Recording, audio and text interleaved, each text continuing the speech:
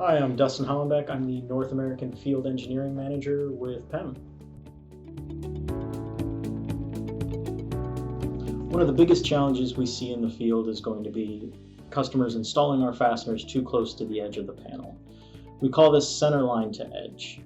Center line to edge is a design guideline that we have inside of all of our bulletins for all critical product families.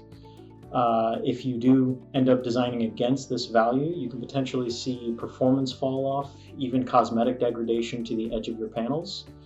And PennEngineering does offer specific product families that you can combat center line to edge and potentially even get 40% closer to the edge of panels.